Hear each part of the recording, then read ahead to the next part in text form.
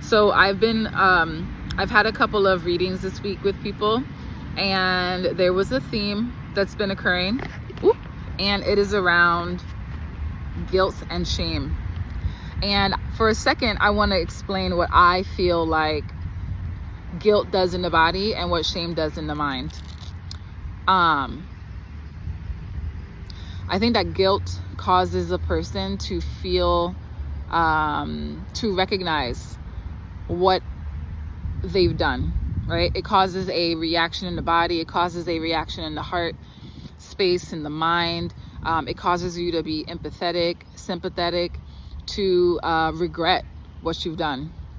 And almost, maybe you don't want to fix it yet, but you recognize that what you did was bad or wrong or not accepted or hurtful. And shame is more like you have identified as something, right? Something has made you feel like that's who I am, and I have shame because of it. Shame is more an internal battle, because shame makes you feel like, man, me at my normal state of mind, in my normal place, me waking up in the morning, I'm waking up a bad person. I'm a bad person because you've identified with certain things that have happened in your life, certain things that people have told you across your lifetime. You've identified with that, and that makes you feel inherently bad. And so you know that our society wants and respects people and supports people who are inherently good.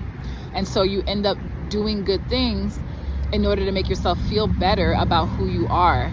And those good things might be good things, but they might not feel authentic to you.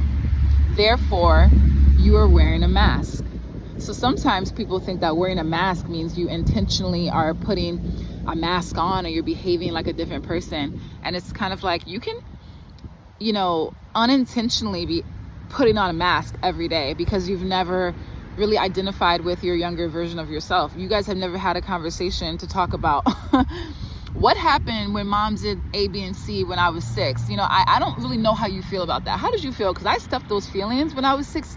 So let me go back to 6 years old and really figure out what I felt and how that manifested into my adulthood, and why do I treat women this way as an adult person now? You know what I mean?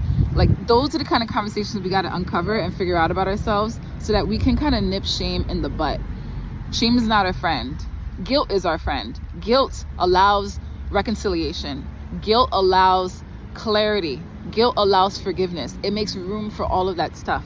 Shame, it doesn't do anything but bury you further into a hole where you feel like you can't get yourself out of. You know what I mean?